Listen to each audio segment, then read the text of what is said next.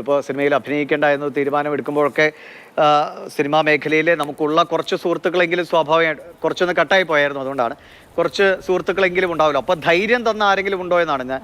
മൺമറഞ്ഞു പോയ പലരും ഉണ്ടാകാം അല്ലേ? ഇപ്പോഴുള്ള ആരെങ്കിലും കൂടെ നിന്നവരുണ്ടോ? ഉണ്ട് ഉണ്ട് ഉണ്ട് ഞാൻ അങ്ങനെ അഭിനയിക്കുന്നില്ല എന്നൊക്കെ ഞാൻ കൊച്ചിൻ അനീഫ, എൻ്റെ ഒരു ഡിസ്റ്റൻറ്റ് റിലേറ്റീവ് കൂടെയാണ്, അനീഫക്കായോട് ഞാൻ പറഞ്ഞിട്ടുണ്ട്. അപ്പോൾ അനീഫക്ക പറഞ്ഞു അങ്ങനെയൊന്നും മാറി നിൽക്കരുത്. കുറേ പേരൊക്കെ നമ്മളെ സപ്പോർട്ട് ചെയ്യുന്നവരും ഉണ്ട്. അതാ ഞാൻ പറഞ്ഞ മൊത്തത്തിൽ എല്ലാവരെയും ഒന്നും നമുക്ക് മോശമാണെന്നൊന്നും പറയരുത്. ചില ആൾക്കാർ ചെയ്യുന്ന കാര്യങ്ങളാണ് ഈ എല്ലാവരെയും ബാധിച്ചിരിക്കുന്നത്. ചില വ്യക്തികളാണ്, തിലകചേട്ടൻ പറഞ്ഞതുപോലെ ചില ആൾക്കാരാണ്. ആ വ്യക്തികൾ ചെയ്തത് മൊത്തം ഇൻഡസ്ട്രി അങ്ങ് ബാധിച്ചിരിക്കുക. എല്ലാവരും മോശക്കാരാണ്. എല്ലാവരും മോശക്കാരൊന്നുമല്ല. വളരെ ചുരുങ്ങിയ ആൾക്കാർ ചെയ്തു കൂട്ടിയ കാര്യങ്ങൾക്കാണ്. ഈ എത്ര നല്ല സിനിമകളൊക്കെ ഇപ്പോൾ വരുന്നുണ്ട്. പുതിയ ജനറേഷനിലെ പിള്ളേരൊക്കെ അവരുടെ ആരുടെയും പേര് എനിക്കറിയില്ല, ആരുടെയൊക്കെ ഉണ്ടെന്നറിയില്ല. ഈ മൊഴിയിൽ ആരുടെയും പേരൊന്നും പറഞ്ഞിട്ടില്ലല്ലോ.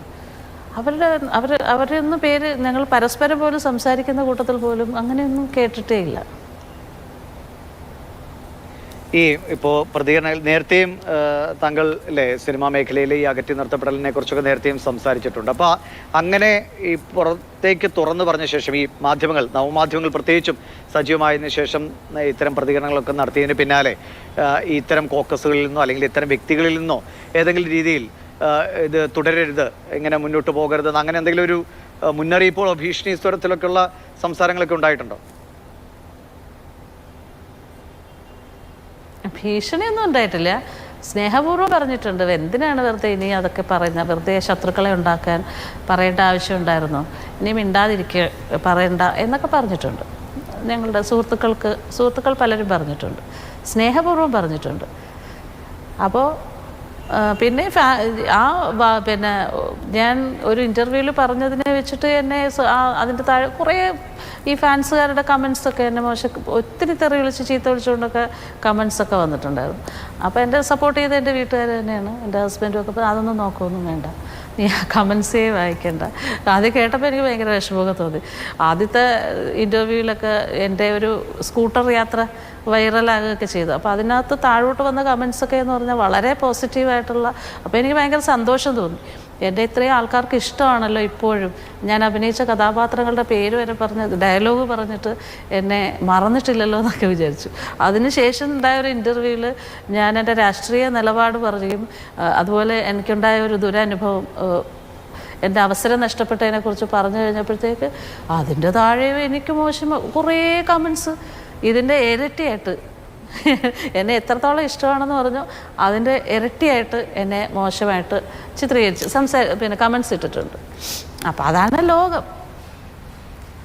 അല്ല, ഇന്നത്തെ കാലത്ത് നമ്മൾ എന്ത് കാര്യത്തിന് ഇടപെട്ടാലും, നല്ല കാര്യത്തിന് ഇടപെട്ടാലും എന്തിനെ ഇടപെട്ടാലും ചീത്ത കേൾക്കുമെന്ന കാര്യത്തിൽ യാതൊരു തർക്കവുമില്ല. ചീത്ത വിളിക്കാൻ കുറേ ആളുകളുണ്ടാവും, പിന്തുണയ്ക്കാൻ കുറേ ആളുകളുണ്ടാവും. ഈ പിന്തുണയ്ക്കൊന്നും ചിലപ്പോൾ നിമിഷം വെച്ച് നമ്മുടെ ഓപ്പോസിറ്റായി മാറും. അപ്പോൾ അതിൽ അത്ഭുതപ്പെടാനില്ല. നമ്മൾ അതിലേക്ക് മനസ്സ് വെച്ചാൽ നമുക്ക് പിന്നെ ഒന്നും ചെയ്യാൻ കഴിയാതിരിക്കുകയുള്ളൂ. നമ്മൾ ചെയ്യേണ്ട കാര്യങ്ങൾ ചെയ്തു പോകുക എന്നതാണ് ഏറ്റവും ഇപ്പോഴത്തെ കാലത്ത് സ്വീകരിക്കാവുന്ന ഒരു മാർഗം തോന്നുന്നു. ഇപ്പോൾ സിനിമയെ സംബന്ധിച്ച് ഈ നടന്ന വർഷങ്ങളുടെ ഒരു പതിറ്റാണ്ടുകളുടെ അനുഭവ സമ്പത്ത് താങ്കൾക്ക് സിനിമാ മേഖലയിലുണ്ട്. ഒരു കാലത്ത് നടന്നിരുന്നതിന് വളരെ വ്യത്യസ്തമായ രീതിയിലാണ് ഇപ്പോൾ അല്ലേ സിനിമാ സെറ്റുകളിലാണെങ്കിലും, അല്ലെങ്കിൽ നമ്മൾ പല വിധത്തിൽ ഇപ്പോൾ 2 പന്തിയിൽ ഭക്ഷണം കൊടുക്കുന്നു എന്ന ആരോപണങ്ങളൊക്കെ ഉണ്ടായിരുന്നു. അത് മാറ്റുന്ന ചില നിർമ്മാതാക്കളെ നമ്മൾ കണ്ടിട്ടുണ്ട്. ജാതിയുടെ വേർതിരിവ് അല്ലെങ്കിൽ മതത്തിൻ്റെ വേർതിരിവുകൾ, അതിനിടയിലാണ് ഈ ലൈംഗികപരമായ ഏറ്റവും വലിയ ചൂഷണങ്ങൾ നടക്കുന്നത്. അങ്ങനെ പല വിധത്തിലാണ് സിനിമയെന്ന് നമ്മൾ ഓരോ കഥാപാത്രത്തെ ഹൃദയത്തിൽ ഏറ്റുവാങ്ങിയവരാണ് മലയാളികൾ അല്ലേ? താങ്കൾക്കും അറിയാം, താങ്കൾ ചെയ്ത കഥാപാത്രങ്ങളാണെങ്കിലും അല്ലെങ്കിൽ നമ്മൾ കണ്ട ഇപ്പം ഈ കഥാപാത്രങ്ങൾക്ക് പിന്നിൽ അല്ലെങ്കിൽ ഈ സിനിമയുടെ ഈ നല്ല ലോകത്തിന് പിന്നിൽ ഇത്രയേറെ ഭീകരമായ മനുഷ്യ രൂപങ്ങൾ ഉണ്ടായിരുന്നുവെന്ന് തിരിച്ചറിയുന്നത് വല്ലാത്ത ഞെട്ടലുണ്ടാക്കുന്ന കാര്യമാണ്. അത് താങ്കൾക്കൊക്കെ ഒരു മരവിപ്പ് കാണും ഞാൻ കരുതുകയാണ്. കാരണം അനുഭവങ്ങളിലൂടെ കടന്നു വന്നതാണല്ലോ. അപ്പോൾ ഞങ്ങൾക്ക് പുറമേ നിന്ന് നോക്കുമ്പോൾ ആണ് ഇത് കൂടുതൽ മരവിപ്പിലേക്ക് വരും. ഇന്നലിപ്പോൾ ഭാഗ്യലക്ഷ്മി അവർ നമ്മളോട് തത്സമയം ഈ റിപ്പോർട്ട് വന്ന ഉടനെ സംസാരിക്കുമ്പോൾ അവർ പറഞ്ഞ കാര്യം, നിങ്ങൾക്കാണിത് ഞെട്ടൽ, ഞങ്ങൾക്കല്ല, ഇതിലും ഭീകരമായ രീതിയിൽ സിനിമാ മേഖലയിൽ നടക്കുന്നുവെന്നാണ്. അപ്പോൾ ആ ഞെട്ടൽ യഥാർത്ഥത്തിലുണ്ടോ അതോ മരവിപ്പാണോ? എന്തെങ്കിലും ഒരു ശുഭപ്രതീക്ഷ യഥാർത്ഥത്തിൽ അവശേഷിക്കുന്നുണ്ടോ? ഈ കമ്മിറ്റി റിപ്പോർട്ട് വന്നതുകൊണ്ട് ഇവിടെ മാന്യമായി മര്യാദയോടുകൂടി ജോലിയെടുക്കാൻ എല്ലാവർക്കും അവസരം ഈ സിനിമാ മേഖലയിൽ ഉണ്ടാകും. അതിനുള്ളൊരു വഴിമരുന്നാകും ഈ റിപ്പോർട്ട് എന്ന് കരുതുന്നുണ്ടോ, അതോ കാര്യങ്ങളൊക്കെ ഇങ്ങനെ തന്നെ പോകുമെന്നാണോ? കാര്യങ്ങൾ ഇങ്ങനെ പോകരുതെന്നാണ് ഞങ്ങളുടെ ആഗ്രഹം. ഇങ്ങനെ പോകരുത്.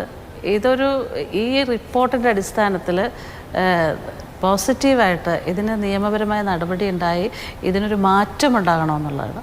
ഇനി വരുന്ന തലമുറയിലെ പെൺകുട്ടികൾക്കെങ്കിലും സുരക്ഷിതരായിട്ട് ഒന്നിനെയും പേടിക്കാതെ ഈ ഇൻഡസ്ട്രിയിൽ മാന്യമായി ജോലി ചെയ്ത് പോകാൻ വേണ്ടിയിട്ടുള്ള ഇടപെടൽ സർക്കാരിൻ്റെ ഭാഗത്തു നിന്നും ഉണ്ടാവണം.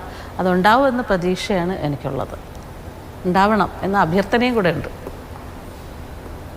ശരിയാണ്. എന്തായാലും വളരെ പ്രതീക്ഷയോടെ തന്നെയാണ് എല്ലാവരും കാത്തിരിക്കുന്നത്. ഇനിയിപ്പോൾ കോടതിയുടെ നിർദ്ദേശങ്ങൾ തന്നെയാണ് ഇതിൽ ഏറ്റവും നിർണായകമായി വരിക. വളരെ നന്ദി ശ്രീമതി ഉഷ ഈ സമയത്ത് പ്രതികരണം അറിയിച്ചു.